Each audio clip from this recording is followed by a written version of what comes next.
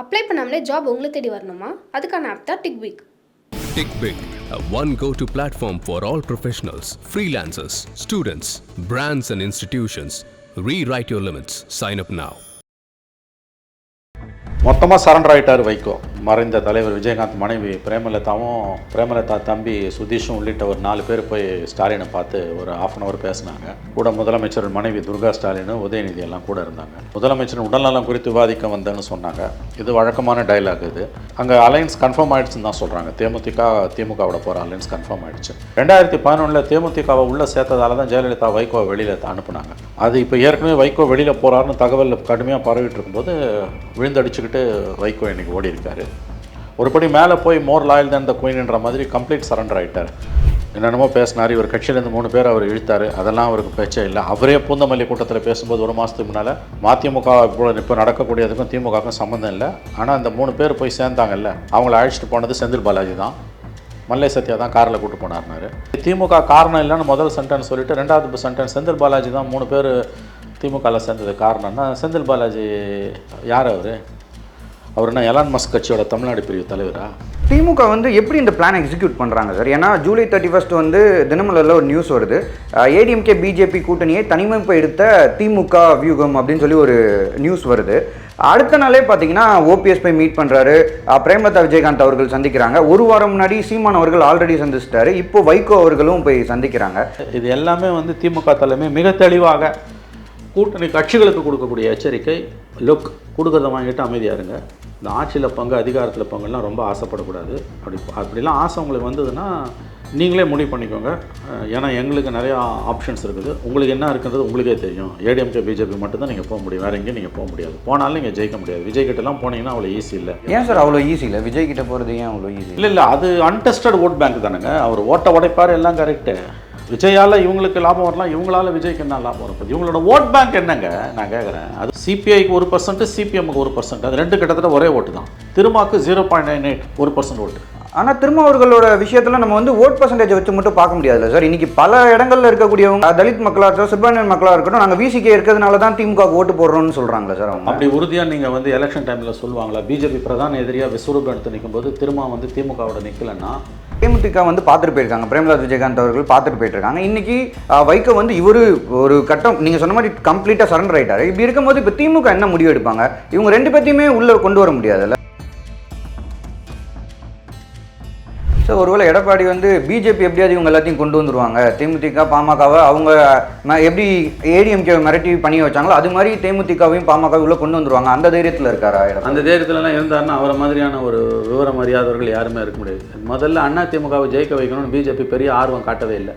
Sir வணக்கம் sir. வணக்கம் sir. இன்னைக்கு காலையில் கரெக்டாக இந்த இன்டர்வியூக்கு ஃபியூ ஹவர்ஸ் பிஃபோர் பார்த்தீங்கன்னா வைகோ அவர்கள் முதலமைச்சர் மு க ஸ்டாலின் அவர்களை சந்திச்சிருக்காரு. உடன் பார்த்தீங்கன்னா துரை வைகோ இருந்திருக்காரு. அது மட்டும் இல்லாமல் மதிமுகவினுடைய மாவட்ட செயலாளர்கள் ஒரு சிலருமே கூட இருந்திருக்காங்க. அந்த சந்திப்பில் என்ன நடந்தது? வெளியில் ப்ரெஸ் மீட் கொடுத்தது தான் நம்ம பார்த்தோம். நான் திமுக கூட்டணியில் தான் இருக்கேன், நான் பிஜேபி கூட்டணி போவேன்னு அபாண்டமாக பத்திரிகையில் எழுதுகிறாங்க. அதுவும் நேற்று தேமுதிக பிரேமலதா பார்த்துட்டு போன பிறகு அதிகமாக பேச ஆரம்பிச்சிருக்காங்க. ஒருபோதும் நான் பிஜேபி கூட்டணிக்கு போக மாட்டேன், திமுக கூட்டணியில் தான் தொடருவேன். மதிமுக பாமக திமுக கூட்டணியில் தான் தொடரும். அடுத்த இது நம்பர் 1 பாயிண்ட். நம்பர் 2, அடுத்த தேர்தலில் திமுக தனி பெரும்பான்மையோட ஆட்சி அமைக்கும். கூட்டணி ஆட்சின்ற பேருக்கு இடம் இல்லை. மொத்தமாக சரண்டர் ஆகிட்டார் வைகோ. ஏன்னா நேற்று பிரேமலதா போய் பார்த்ததுலே தேமுதிக மறைந்த தலைவர் விஜயகாந்த் மனைவி பிரேமலதா தம்பி சுதீஷும் உள்ளிட்ட ஒரு 4 பேர் போய் ஸ்டாலினை பார்த்து ஒரு ½ பேசினாங்க. கூட முதலமைச்சர் மனைவி துர்கா ஸ்டாலின், உதயநிதி எல்லாம் கூட இருந்தாங்க. முதலமைச்சர் உடல்நலம் குறித்து விவாதிக்க வந்தேன்னு சொன்னாங்க. இது வழக்கமான டைலாக். இது அங்கே அலைன்ஸ் கன்ஃபார்ம் ஆகிடுச்சுன்னு தான் சொல்கிறாங்க. திமுகவோட போகிற அலைன்ஸ் கன்ஃபார்ம் ஆகிடுச்சு. 2011 தேமுதிகவை உள்ளே சேர்த்ததால தான் ஜெயலலிதா வைகோ வெளியில் அனுப்புனாங்க. அது இப்போ ஏற்கனவே வைகோ வெளியில் போகிறாருன்னு தகவல் கடுமையாக பரவிட்டு இருக்கும்போது விழுந்தடிச்சுக்கிட்டு வைகோ இன்றைக்கி ஓடி இருக்காரு. ஒருபடி மேலே போய் மோர் லாயல் தான் த குயின்ன்ற மாதிரி கம்ப்ளீட் சரண்டர் ஆகிட்டார். நாங்கள் தேமுதிகவால் தான் நாங்கள் வந்தோன்றதெல்லாம் கதை. நாங்கள் எப்போயுமே திமுக கூட்டணியில் தான் நாங்கள் இருக்கிறோம். நான் பிஜேபி கூட்டணிக்கு போய்டுவேன்னா மனசாட்சி இல்லாமல் பத்திரிகைகள் எழுதுது. ஒருபோதும் இந்துத்துவா பிஜேபி ஆர்எஸ்எஸ் கால்பதிக்க அலோவ் பண்ண மாட்டோம். இதை சொல்லிவிட்டு அடுத்த முக்கியமான பாயிண்ட்டு திமுக தனி பெரும்பான்மையுடன் தேர்தலில் வெற்றி பெற்று ஆட்சி அமைக்கும். மொத்தமாக டோட்டல் சரண்டர்.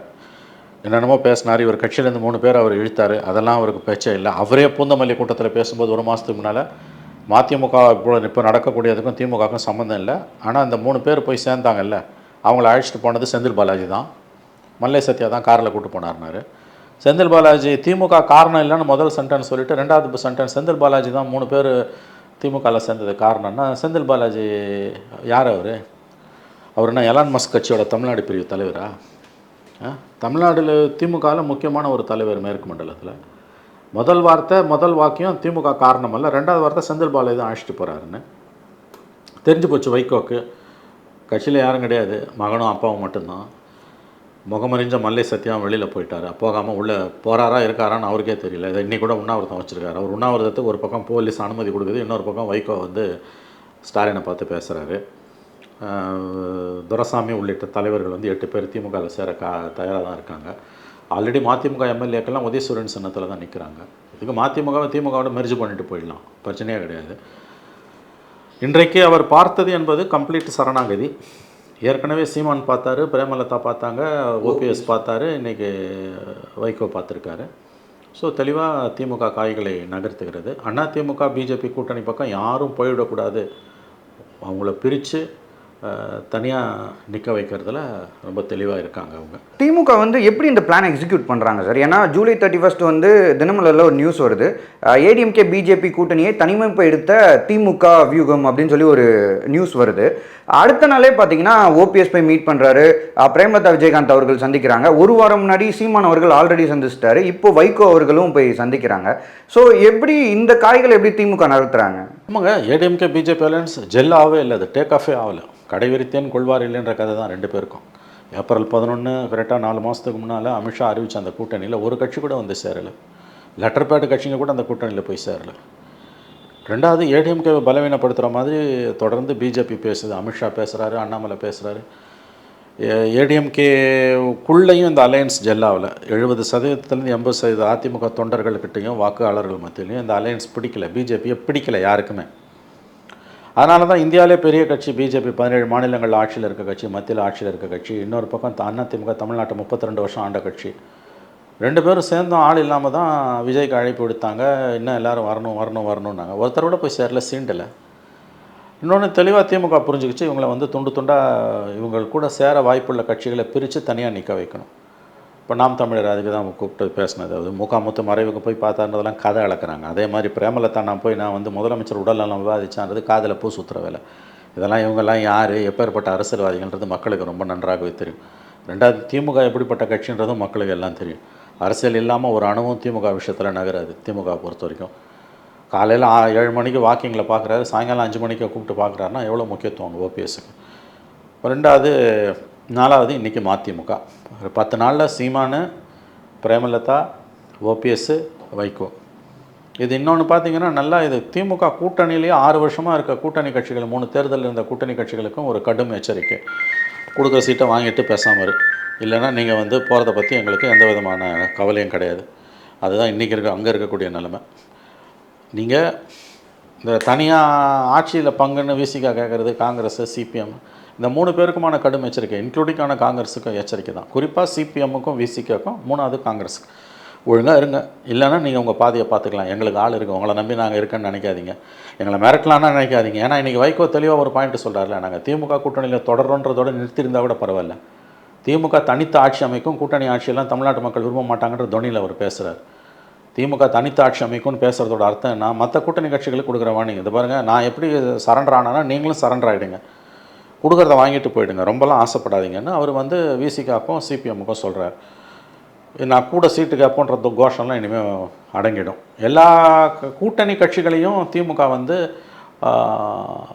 அடக்கி ஆள ஆரம்பித்திருக்கிறது. அவங்களுக்கு ஒரு கடும் எச்சரிக்கை இது. ஒழுங்காக இருங்க, எனக்கு என்னமோ நீங்கள் என்னை நம்பி தான் நீங்கள் இருக்கீங்க, உங்களை நம்பி நான் இல்லை அப்படி நினைக்காதீங்க. 19, 21, 24 எலெக்ஷனில் நீங்கள்லாம் இருந்ததால் தான் நான் ஜெயிச்சன்ற மாதிரிலாம் கதை அளந்துட்டு இருக்கீங்க வெளியில். அதெல்லாம் வேணாம், எங்களுக்கு கூட்டணிங்க இருக்குது, உங்களுக்கு என்ன இருக்குது? இப்போ அவங்க என்ன சொல்ல வராங்க திமுக, அது பாரு, எங்களுக்கு கூட்டணி க்யூவில் நிற்குது, உங்களுக்கு என்ன இருக்குது? நீங்கள் யார்கிட்ட போவீங்க? ஏடிஎம்கே பிஜேபி நீங்கள் போக முடியாது, உங்கள் சித்தாந்தம் அதை ஒத்துக்காது. விஜய்கிட்ட போகிறது அவ்வளோ ஈஸி இல்லை.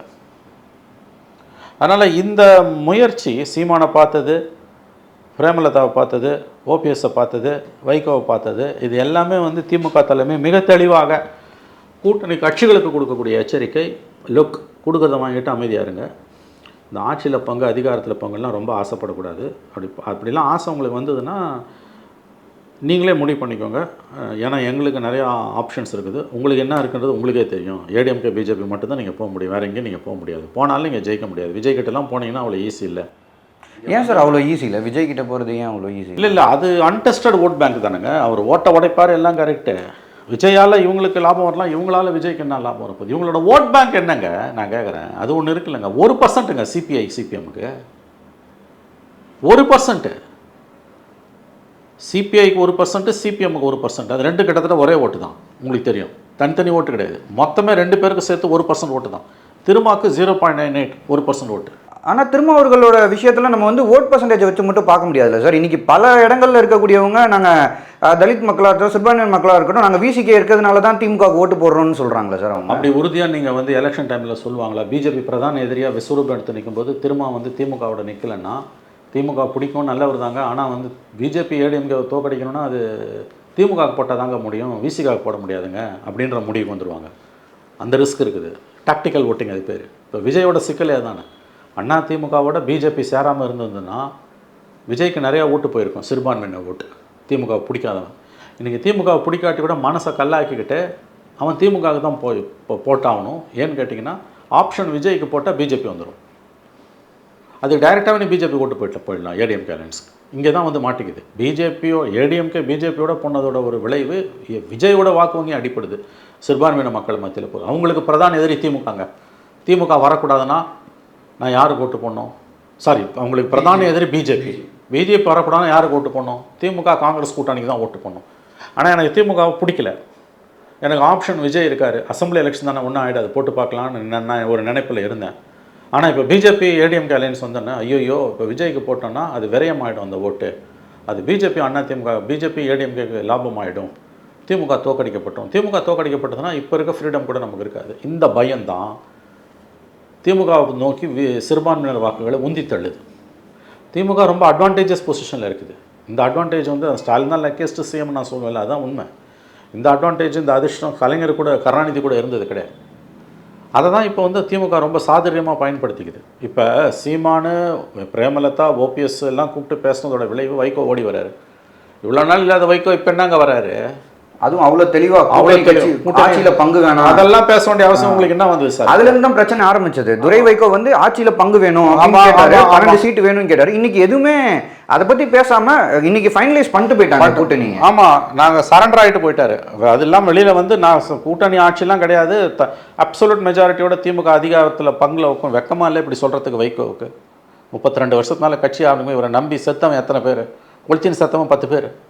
கட்சியே சுடுகாட்டில் தான் அவர் நடத்தினார். தேர்தல் நேரத்தில் கூட்டணி வச்சுக்கோங்க, அதை யாரும் கேட்கல. எல்லாரும் விவசாயியில் இருந்தால் அரசியலில் எவனுக்கும் வெக்கமான எதுவுமே கிடையாது. எல்லோரும் வெட்கம் கெட்டவர்கள் தான் அரசியலில். யாருக்கும் வெக்கம் கிடையாது அரசியலை பொறுத்த வரைக்கும். ஷேம்லெஸ் பீப்புள் தான் அந்த பாலிடிக்ஸில் இருக்கவங்க அத்தனை பேருமே. ஆனால் அதில் கூட ஒரு அளவுகோல் உண்டு. தேர்தல் நேரத்தில் பேச வேண்டியது 8 மாதத்துக்கு முன்னாலே எதுக்கு பத்திரம் எழுதி கொடுத்து திமுக மெர்ஜ் பண்ணிட்டு போயிட்டேன். ஆல்ரெடி பண்ணிட்டீங்க நீங்கள். 4 எம்எல்ஏ என்னைக்கு திமுக சிம்பிளை நிற்கிறோன்னா அப்புறம் எதுக்கு சுயமரியாதை உங்களுக்கு? கட்சியை கழிச்சிட்டுங்க, திமுகவில் சேர்த்துருங்க, எவனும் கேட்க போகிறதில்ல. என்ன அரசியல் இது? வைகோ பண்ணுற அரசியல். அவர் மகன் அவங்க என்ன பேசினார்? கூட்டணி அவங்க கட்சி அரங்க கூட்டங்கள் அவங்க என்ன பேசினாங்க? இப்போ எதுக்கு போய் மன்றாடுகிறார்? லிட்ரலி மடிப்பிச்சை கேட்குறாரு திமுகவில். அவர் நேற்று பிரேமலதா வந்து 10 நிமிஷம் 1/2 hour பார்த்துட்டு போனதோட விளைவு எங்கே வந்து நிற்குது பார்த்தீங்களா? தபால்னு ஓடி வந்து காலில் விழுறாரு. பார்த்தது மட்டும் இல்லை, ஒப்புதல் வாக்குமூலம். திமுக வந்து தனித்த ஆட்சி அமைக்கும், கூட்டணி ஆட்சியெலாம் கிடையாது. உங்களுக்கு எந்த டவுட்டுமே வேணான்றது என்ன? மற்றவங்களுக்குலாம் இதை பாரு, விசிகா சிபி காங்கிரஸுக்கெலாம் வாங்கி இதை பாரு, ஆட்சியில் பங்கு அதிகாரத்தில் பங்குலாம் சொல்லாத, ஒழுங்கு மரியாதையாக கொடுக்குறத வாங்கிட்டு போய். இப்போ நான் எப்படி ஒழுங்காக சமத்தாக இருக்கேன் அந்த மாதிரி நீ இரு. இதுதான் அவர் கொடுக்குற வாணிங்க, வைகோ கொடுக்குற வாணி. எல்லாரும் போய் திமுகவில் சேர்ந்துட்டா திமுகவில் இருக்கவனுக்கு ஏதுங்க இடம்? அது எப்படி? அது இயற்கைக்கு விரோதமானதாச்சு. ஆமாம் சார். இப்போ நேற்று தேமுதிக வந்து பார்த்துட்டு போயிருக்காங்க, பிரேமலதா விஜயகாந்த் அவர்கள் பார்த்துட்டு போயிட்டுருக்காங்க. இன்றைக்கி வைகோ வந்து இவர் ஒரு கட்டம் நீங்கள் சொன்ன மாதிரி கம்ப்ளீட்டாக சரண்டர் ஆகிட்டார். இப்படி இருக்கும்போது இப்போ திமுக என்ன முடிவு எடுப்பாங்க? இவங்க 2 பேர்த்தையுமே உள்ளே கொண்டு வர முடியாதுல்ல? அதில் கொண்டு வரலாம். கொடுக்குற சீட்டை வாங்கிட்டு போகிறான், டோட்டலாக சரண்டர் ஆகிட்டானா வச்சுக்க போகிறாங்க. வைகோ ஒன்றும் முரண்டெல்லாம் பிடிக்க மாட்டாருங்க. ஏன்னா அவருக்கு தெரியுது பிஜேபியோட போகணுன்னு மனசு விரும்புது, ஆசை இருக்குது. பையனுக்கு மந்திரி ஆகணும்னு ஆசை. அது வெளிப்படையாக மகன் பேசுகிறாரு கட்சி கூட்டங்களில். ஆனால் அங்கே பிஜேபியில் போகிறது அவ்வளோ ஈஸி இல்லை. ஏன்னா பிஜேபி உள்ள ப்ராமிஸ் பண்ணதை அவன் கொடுக்கறது கிடையாது. ரெண்டாவது பிஜேபி மதிமுகவோட உண்மையான பலம் என்னன்றது அமித்ஷாவுக்கு ரொம்ப நல்லா தெரியும். ரொம்ப நல்லா தெரியும். 0.5% கீழே ஓட்டு இருக்குது, 1% கீழே ஓட்டு இருக்கக்கூடிய ஒரு கட்சி அவன் எப்படி மத்திய மந்திரி கொடுப்பான்? மூணாவது அங்கே அவங்க பிரச்சனையை டப்பா டான்ஸ் ஆடுது. அமித்ஷா மோடிக்கு அங்கே ஏகப்பட்ட குறைச்சல் இருக்குது ஏடிஎம் ஆர்எஸ்எஸ்குள்ளேருந்து. அவன் தலையை பார்ப்பானா, இதோ செப்டம்பர் 17 மோடிக்கு இப்போ 75 வயசு ஆகும்போது அந்த விவாதம் கிளம்பும். மோடி ஒன்றும் பதவி விட்டு இறங்க போகிறதில்ல, ஆனால் அந்த விவாதம் கிளம்பும். அப்போ அது பிஜேபிக்கு நெருக்கடியாக மாறுது. அவன் கவனம் பூரா அங்கே இருக்குது. அவன் ஏன் இங்கே திரும்பி பார்க்க போகிறான்? அவ்வளோ பேச்சு பேசினான் டாஸ்மாக் கூட இல்லை, புஷ்ஷுன்னு போச்சு இல்லை இன்றைக்கி. அதனால் இன்றைக்கி காற்று திமுக பக்கம் அடிக்குது. நினச்சி பார்க்க முடியாத அளவுக்கு அவங்களுக்கு அதிர்ஷ்டம் இருக்குது. ஆனால் எல்லாரையும் இழுத்து போட்டுப்பான், நான் சொல்கிறது தான் மற்றவங்க கேட்கணும்னு நினச்சாங்கன்னா அது ஒரு இடத்துல போய் கிராஷ் லேண்டிங் ஆகும். கண்டிப்பாக கிராஷ் லேண்டிங் ஆகும். உண்மையான ஆபத்து ஒரு கட்சிக்கு, அதிகாரத்தில் இருக்க கட்சிக்கு எதிர்கட்சிகளே இல்லாமல் இருக்கிறது தான். இன்றைக்கி ஏங்க அதிமுக இந்த நிலைமையில் இருக்குது? 10 வருஷம் தொடர் ஆட்சி. ஜெயலலிதா செத்த பிறகு கடிவாளம் இல்லாமல் போச்சு. அதோட விளைவு இன்றைக்கி வந்து கட்சி பிஜேபி கிட்ட சரண்டராக நிற்குது. அதை ஒரு தரப்பால் ஏற்றுக்க முடியாமல் அவன் வெளியேறான். எடப்பாடி கையேறு நிலையில் இருக்கார். என்ன பண்ணுவார் எடப்பாடி? சார் ஒருவேளை எடப்பாடி வந்து பிஜேபி எப்படியாவது இவங்க எல்லாத்தையும் கொண்டு வந்துருவாங்க, தேமுதிக பாமகவை அவங்க எப்படி ஏடிஎம்கே மிரட்டி பண்ணி வச்சாங்களோ அது மாதிரி தேமுதிகவையும் பாமகவை உள்ள கொண்டு வந்துருவாங்க, அந்த தைரியத்தில் இருக்காரா? அந்த தைரியத்துலலாம் இருந்தாருன்னா அவரை மாதிரியான ஒரு விவரம் அறியாதவர்கள் யாருமே இருக்க முடியாது. முதல்ல அதிமுகவை ஜெயிக்க வைக்கணும்னு பிஜேபி பெரிய ஆர்வம் காட்டவே இல்லை. அவன் நினச்சானா எல்லோரும் இழுத்துட்டு வரலாம். 2019 அலைன்ஸ் அவன் நினச்சா சகலையும் இழுத்துட்டு வரலாம். அவன் ஆர்வமே காட்டலைங்க பிஜேபி. எகடகட்டு போன்னு விட்டான். சார் மேபி டைம் இருக்குன்றதுனால அதில் என்ன பெரிய டைம் உங்களுக்கு? டிசம்பருக்கு பிறகு வரும் பீகார் எலெக்ஷனுக்கு பிறகு. அதுக்குள்ளே முடிஞ்சிடும் இல்லைங்க. அதுக்குள்ளே எல்லோரும் ஒரு அக்ரிமெண்ட்டுக்கு போயிடுவாங்கல்ல. அது ஓபிஎஸ் போயிட்டார், ஒரு கம்ப்ளீட் அக்ரிமெண்ட்டுக்கு போயிட்டார். வேறு யார் இருக்கா? உங்கள் கூட்டணி கட்சிகளில் திமுகலேருந்து ஒருத்தரை கூட இந்த பக்கம் பிரிக்க முடியல பிஜேபியால். மாற ஏடிஎம்கேலேருந்து ஒருத்தர் இப்போ சதர்ன் டிஸ்ட்ரிக்டில் பவர்ஃபுல்லாக இருக்க ஒருத்தர் போகிறார். ஓரளவு கெடுக்க முடியும் ஓட்டை. அவர் போகிறாருன்னா பிஜேபி அதெல்லாம் வேடிக்கை தானே பார்க்குது. எடப்பாடியை சிஎம் ஆக்கிறதுல பிஜேபிக்கு என்னங்க லாபம்? அதுக்கு ஸ்டாலினே இருந்துட்டு போட்டுன்னுவாங்க அவங்க. இந்த பைனரி பாலிடிக்ஸ் உடையணும். 26 ஒருவேளை எடப்பாடி சிஎம் ஆனால் மறுபடியும் 31 ஸ்டாலின் சிஎம் ஆவார். அதான் அதிமுக வந்ததுன்னா 31 திமுக வரும். மாறி மாறி இவங்க வருவாங்க. அந்த சைக்கிளை உடைக்கணும்னா 2 திராவிட கட்சியில் ஒன்று அழியிட்டு வந்த எலெக்ஷனில். திமுக இப்போதைக்கு அழிக்க முடியாது. அந்த வேலையை அவங்களே செஞ்சுப்பாங்க கொஞ்ச நாளில். 26 ஜெயிச்சாங்கன்னா அமோகமாக அது நடக்கும். இப்போதைக்கு அந்த சிக்கலில் இருக்கிறது அதிமுகவை நல்லா வச்சு செய்து திமுக பிஜேபி நல்லா. இது இன்றைக்கி எல்லாரும் போய் ஸ்டாலின் பக்கம் போகிறது ஏன்? ஓபிஎஸ் போய் திமுகவோட போகிறத விட மோடி விரும்புவார். ஏன்னா அதில் பலவீனமடைய போகிறது அதிமுக நாசமாக போட்டுன்றார் மோடி. சார் நேற்று ஓபிஎஸ் அவர்கள் முதல்வரை சந்தித்ததும் சரி, இன்னொரு விஷயம் ப்ரெஸ் மீட்டில் வந்து என்டிஏலேருந்து நாங்கள் கம்ப்ளீட்டாக வெளியே வந்துட்டோம் அப்படின்னு இந்த 2 விஷயத்தையும் வச்சு திருமாவளவன் அவர்கள் கருத்து பதிவு பண்ணியிருக்காரு. அவர் என்ன சொல்கிறாருன்னா, ஓபிஎஸ்க்கு வந்து நல்ல காலம் பிறந்துருச்சு, அதனால தான் அவர் என்டிஏ விட்டு வெளியே வந்துட்டார். முதலமைச்சர் அவர் சந்தித்தது என்ன விஷயங்கள் அங்கே பேசப்பட்டது, டிஸ்கஸ் பண்ணது எனக்கு தெரியாது. ஆனால் திமுக கூட்டணி வலுப்பெறுது அப்படின்னு சொல்லி அவர் பதிவு பண்ணியிருக்காரு. இந்த ஸ்டேட்மெண்ட் எப்படி பார்க்கலாம்? ஆமாம், வலுப்பெறுதுன்னு சொன்னால் தான் அந்த கூட்டணியில் அவர் இருக்க முடியும். வலுப்பெறலன்னு சொன்னால் அங்கே இருக்க முடியாது. அவர் நேற்று வரைக்கும் பிஜேபிக்கு ஆமாஞ்சாமி போட்டுட்டு எனக்கு நீங்கள் அப்பாயின்மெண்ட்டை கொடுத்தால் என் வாழ்க்கையின் பெரும்பாக்கியம் அப்படின்னு பெரும்பேறு பெற்றவனாவேன்னு கடிதத்தை கொடுத்துட்டு மோடி கண்டுக்கலன்னு சீச்சி இந்த பழம் புளிக்கணும் 12 மணி நேரத்தில் நாக்கு மாற்றி பேசுது. யாருக்கு? ஓபிஎஸ்க்கு. என்டிஏ விட்டு வெளியேறி விட்டேன்லாம். அவர் அப்படியே மதச்சார்பற்ற தன்மையின் குல கொழுந்தா ஓபிஎஸ். விசிக தலைவர் திரும்ப பாராட்டுற அளவுக்கு என்ன நடக்குதுன்னு திரும்ப தெரியும். ஓபிஎஸ் மூலமாக கூட்டணி கட்சிகளுக்கு ஒரு எச்சரிக்கையை கொடுத்து கொண்டிருக்கிறார் ஸ்டாலின். வலிக்காத மாதிரி நடிக்கிறாரு திரும்ப. இது அடுத்த எலெக்ஷனில் இவங்களுக்கு கொடுத்த 6 சீட்டாவது கொடுப்பாங்களான்றது சந்தேகம்.